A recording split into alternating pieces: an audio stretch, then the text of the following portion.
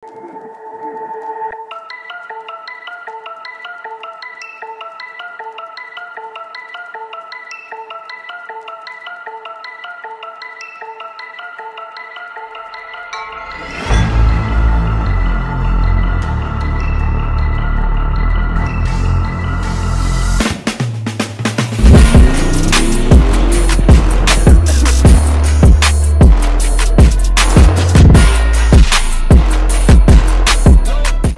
guys, welcome back to CVT Cars Videos and Talk Shows. Balik lagi sama gue, Reza Rever. Di kanan gue sudah ada sebuah mobil yang mana menunjukkan era mobil listrik akan datang ke dunia ini. Tidak hanya kepada mobil-mobil biasa, tapi juga ke mobil berperforma tinggi. Yes, this is it, BMW i8.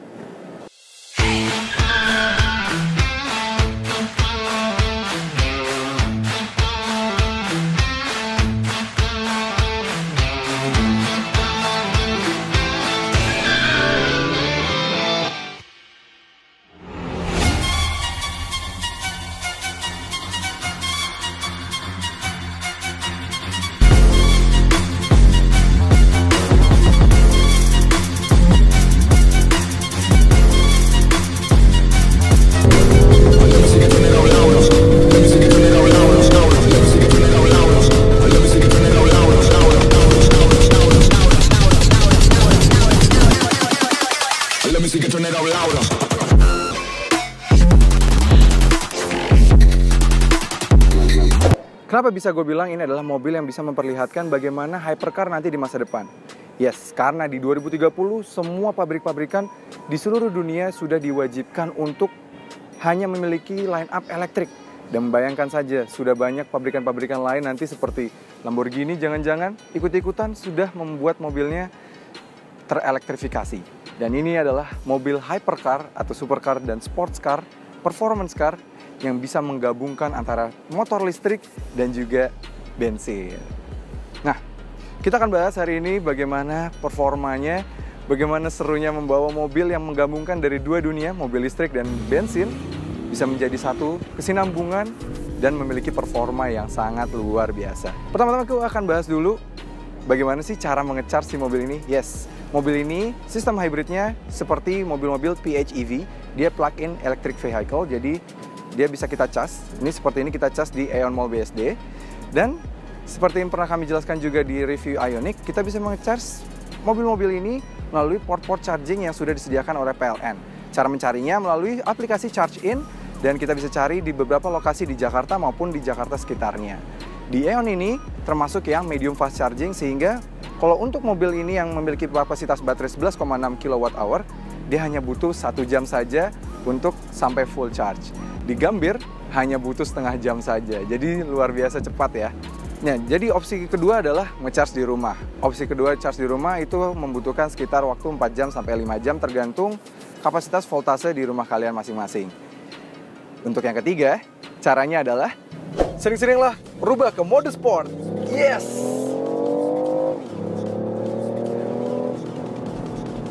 Karena ketika di mode sport, dia mampu merubah seluruh tenaga yang terbuang dari bensin dijadikan tenaga listrik. Iya! Selain kalian bisa bersenang-senang, tapi kalian juga secara tidak langsung menge-charge baterai listrik kalian. Luar biasa.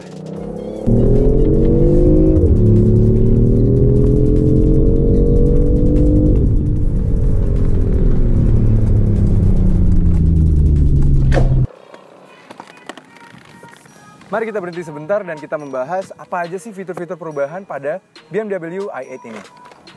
Oh ya, sebelumnya kita ke depan, pintu yang terbuka ke atas ini adalah pintu yang sudah baru dan materialnya sekarang baru karena sekarang sudah menggunakan carbon fiber reinforced plastic. Yes, dia sudah menggunakan carbon fiber sehingga pintunya bisa sangat ringan dibuka maupun ditutup. Dan juga menambah rigiditas dari mobil ini. Oh iya, BMW i8 Roadster ini adalah yang varian facelift. Dia facelift ini hadir di Indonesia di tahun 2019 lalu. Dan ini adalah model terakhir yang katanya BMW tidak akan lagi diteruskan. Sayang sekali ya. Oke, kita langsung bahas aja. Bagian depan apa aja sih perubahannya? Sebenarnya dari depan tidak banyak perubahan, hanya sedikit sekali perubahan. Dan kalau itu pun, kalau kalian yang notice. yaitu adalah pada bagian kap mesinnya ini yang kini tidak ada bolongan sama sekali. Karena dulu ternyata setelah dibuat pertama kali dibuat banyak lubang angin di sini, ternyata tidak terlalu membantu downforce atau apapun, justru malah membuat turbulence yang banyak untuk varian roadster di tengah sana, sehingga BMW membuat i8 roadster terbaru ini tidak lagi memiliki lubang yang besar, sehingga ini sekarang hanya lubang-lubang kecil selipan di sini, di kanan dan kiri ini hanya sangat kecil sekali. Sisanya di depan tidak banyak perubahan, lampunya juga masih sama, sudah LED DRL, auto headlamp, semuanya sudah lengkap, sudah disematkan juga kamera depan, karena ini sudah disematkan kamera 360. Since mobil ini juga memiliki hood yang panjang dan belakangnya juga panjang, sehingga itu sangat-sangat mempermudah. Lambang BMW i selalu khas dengan diberikan ring biru di BMW-nya ini. Dan sisanya semuanya desainnya memang luar biasa cantik, terutama penggunaan warna orange yang sangat striking di mata ini. Di samping, dia sudah menggunakan velg terbaru. Dia menggunakan velg yang berbeda sedikit dibandingkan varian yang sebelum facelift, tapi ini jujur gue jauh lebih suka karena bahasa desain yang sekarang ini jadi terasa membuat bannya jadi terasa lebih penuh dan terasa lebih sporty. Ditambah lagi ia juga sudah disematkan rem kaliper lumayan besar dengan aksen warna biru yang juga sudah diset untuk dapat merubah daya terbuang dari pengereman menjadi energi listrik. Sisanya dari samping, penggunaan spion dengan desain futuristik dan berwarna dual tone ini juga membuatnya semakin menarik. Dan juga di bawah spion juga sudah ada kamera bagian bawah. Selain itu, dia juga sudah sematkan proyektor cahaya di pada bagian pintunya, sehingga ketika dibuka ada lambang i8 yang sangat fancy ketika di malam hari. Kemudian sudah ada emboss roadster kiri dan kanan, dan ada bagian desain samping yang terlihat floating ini yang benar-benar berfungsi untuk aerodinamika dan mengalirkan angin ke bagian belakang. Desain ini pun seakan-akan memotong bagian lampu belakang sehingga terasa futuristik sekali. Walaupun memang bukan selera semua orang, termasuk gua sebenarnya. Di belakang sama dengan di depan ada juga lambang BMW dengan ring biru, logo eDrive dan logo i8 itu sendiri. Lalu, di mana mesinnya ya? Kita bisa melihat di mana letak posisi mesin bensinnya. Yes, karena mobil ini menggunakan mesin bensin dan juga mesin listrik. Mesin bensinnya diletakkan di sini dan baterai listriknya di depan sana. Mesin bensinnya sendiri menggunakan mesin bensin 1500 cc 3 silinder yang digunakan juga di mobil-mobil ini. Dan mesin ini tapi menggunakan tenaga hingga 231 PS dan torsi 320 Nm. Mesin 1500 cc itu sekecil itu bisa menghasilkan tenaga yang sama dengan ini JCW yang pakai beberapa waktu yang lalu. Yes, tenaganya sama persis, walaupun ini JCW menggunakan 2000 cc. Terbayang nggak kalau mobil ini menggunakan 2000 cc bisa sampai sebesar apa tenaganya? Dan kalau mesin listriknya sendiri bisa menghasilkan tenaga hingga 143 PS dan torsinya hingga 250 Nm. Itu torsi yang benar-benar besar, sehingga total dari kombinasi keduanya bisa menghasilkan tenaga hingga 374 horsepower dan torsi hingga 569 Nm. Itu tenaga yang benar-benar luar biasa. Namun sayang, yang dapat kita lihat hanya mesinnya di belakang sini, karena mesin listriknya yang berada di depan tidak dapat dibuka kecuali oleh teknisi BMW saja. Kembali ke belakang, berkat penempatan mesin di tengah ini membuat kapasitas bagasinya super duper kecil hanya di 154 liter saja. Ini lebih cocok membuat naruh kabel untuk pengecasan baterainya saja ya. Nah, begitu cara masuk ke supercar yang sebenarnya. Jadi kalian duduk dulu di kursinya, baru kalian belokkan kaki kalian ke dalam. Oke. Ini dia kabinnya. Kabinnya memang dia driver oriented sekali ya. Benar-benar dia mengarah ke kita sang driver seperti layaknya kokpit di pesawat-pesawat. Memang fokus dan layarnya speedometernya juga sudah full layar yang kita bisa ganti-ganti. Informasinya juga sudah ada. Kalau misalnya di comfort dia warna biru dan Eco Pro dia bisa benar-benar sangat biru, dan kalau di sport dia merah ke orange-orangean. Dan tapi sayang memang bahasa desain seperti ini memang kalau dibandingkan BMW terbaru sudah terasa outdated.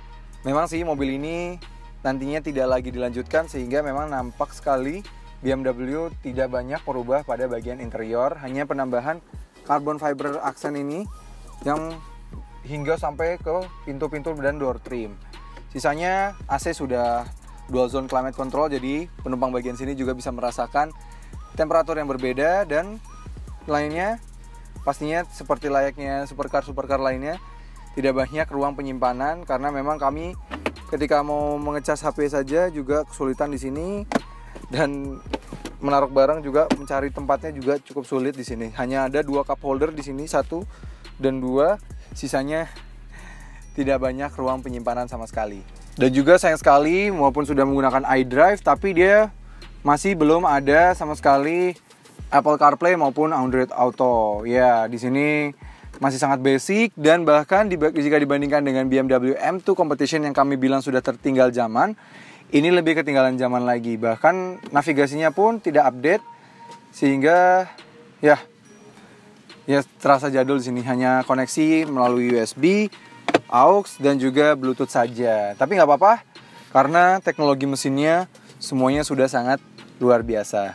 Oh iya, mobil ini memiliki atap yang dapat dibuka seperti gue bilang. Dan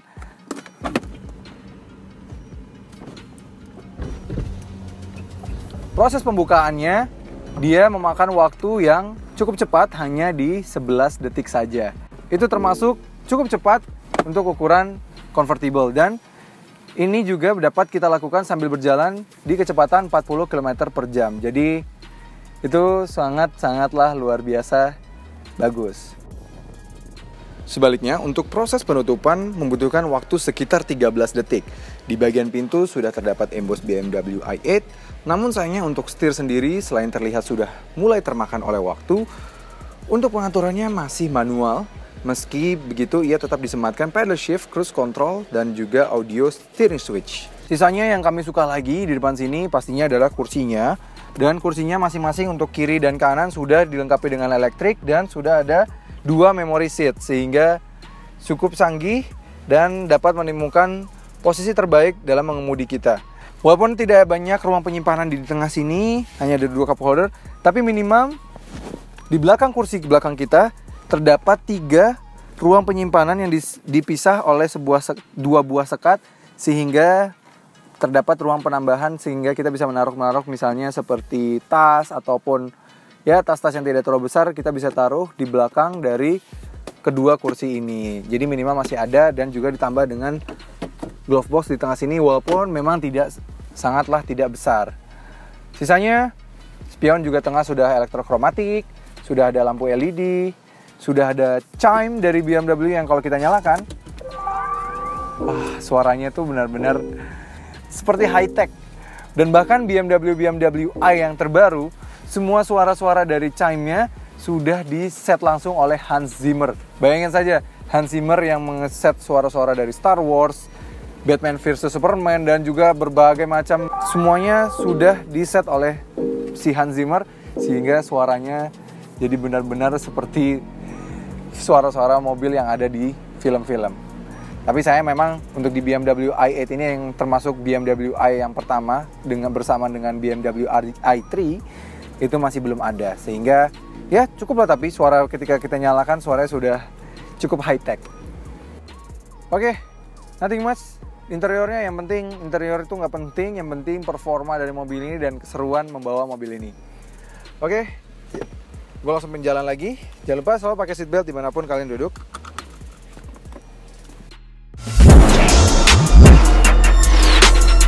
Oke, memang mobil ini seperti yang kami bilang, suspensinya bukan yang terempuk di kelasnya. Dan juga memang ya posisi duduknya memang ini sedikit menyulitkan.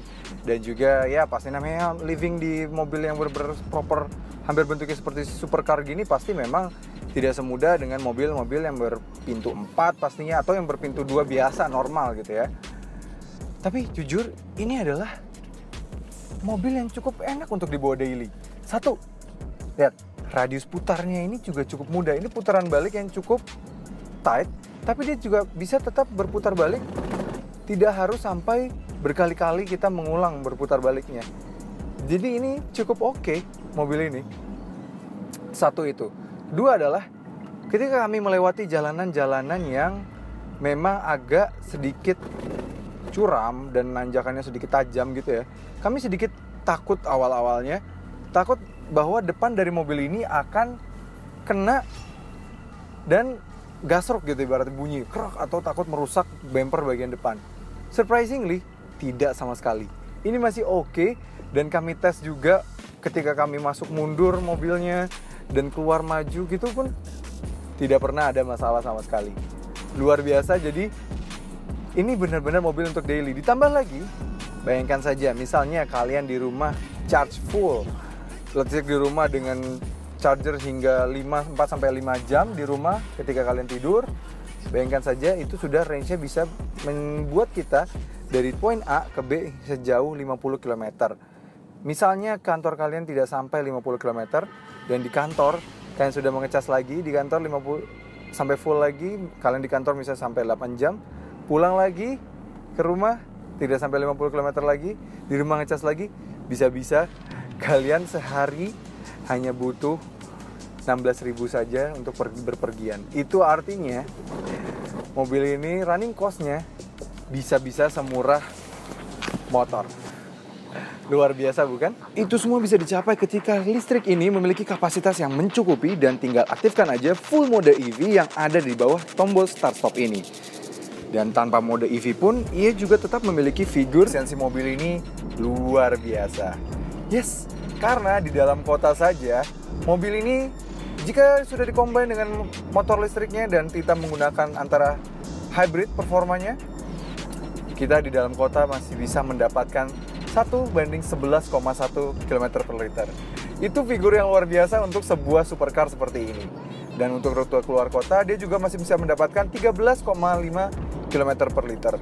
Itu luar biasa ya. Apalagi mengingat bila kita pindah ke mode sport, mobil ini benar-benar bisa membuat kita bersenang-senang seperti ini. Tapi ada satu hal yang sedikit membuat gue kecewa. Karena dibalik dengan suaranya dari tadi kalian dengarkan, raungannya yang luar biasa itu, sejujurnya itu hanyalah artificial, yang mana terdapat 2 speaker, baik dari dalam mobil maupun dari luar mobil, yang mana itu membuat hanya suara buatan saja. Sebenarnya mobil ini tidak memiliki suara semengagumkan itu. Karena seperti kita ketahui, mobil ini hanya menggunakan mesin 1500 cc 3 silinder dan juga dengan bantuan baterai sebesar 11,6 kWh. Itu dia mengapa pastinya tidak akan memiliki suara yang semenakjubkan BMW M2 Competition. Tapi minimal kalian tetap bisa bersenang-senang di sini.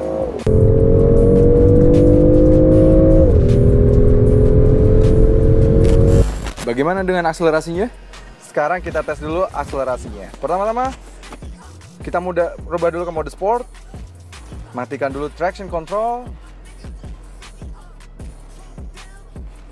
DSC deactivated. Tapi biar performanya semakin jadi, kita tutup dulu.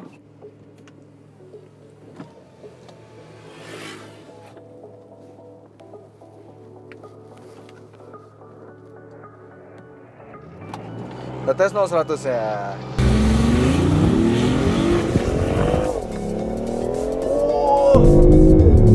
Oh my god, 0-100 cepat sekali. Oh, luar biasa. 0-100 mobil ini hanya bisa dituntaskan di 4,4 detik. Itu figur yang sangat-sangat cepat. Namun mobil ini tetap memiliki kekurangan.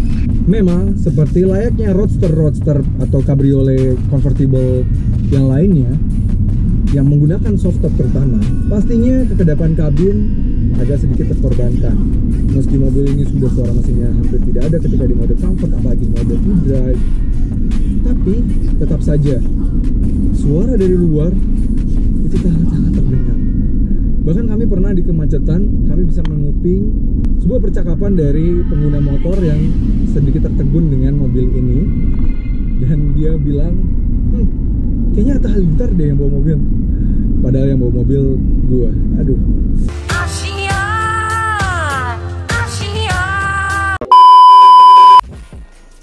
Itu semua karena mobil ini hanya mampu mendapatkan angka 79 decibel meter. Lalu pada lap time, bukan berarti dia pelan, Namun mobil berbentuk futuristik supercar ini terasa tiap kali di setiap tikungan tidaklah selincah saudaranya, yaitu M2 Competition.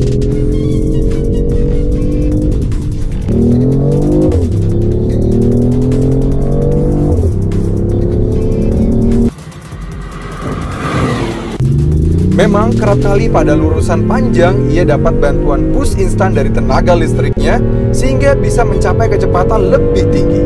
Namun sayang, BMW i8 Roadster ini justru masih kalah cepat dalam menyelesaikan lap time di track test Pagedangan karena hanya mampu menyelesaikan di 1 menit 1,17 detik. So, apakah ini pilihan yang less reasonable dibandingkan BMW M2 Competition? Mari kita jawab. So, siapa sih sebenarnya orang yang cocok memiliki BMW i8 Roadster ini? Yang pasti, yang ada duitnya. Karena harga baru on the road mobil ini yang mencapai 4,6 miliar rupiah, itu pastinya bukan harga yang murah. Namun siapa sih yang lebih memilih supercar ini dibandingkan supercar konvensional lainnya di rentan harga yang sama? Pastinya ia adalah orang yang memiliki visi masa depan dan ingin merasakan bagaimana kira-kira masa depan dari mobil-mobil high performance nantinya. Dan tentu saja pastinya seorang BMW fanboy yang akan menjadikan mobil ini sebagai collector item. Oke, terima kasih sudah menonton. Jangan lupa like video, subscribe ke channel YouTube City Indonesia dan nyalakan notifikasi. Main-main juga di Instagram kami @citynews.indonesia. Dan jangan lupa juga kami akan segera punya website dan nantinya akan bisa menjadi referensi kalian dari mobil bekas. Dan di sana juga kalian bisa jual mobil-mobil bekas kalian dan juga cari mobil-mobil baru, juga beli mobil bekas. Oke, gue Reza Refer, Ansania.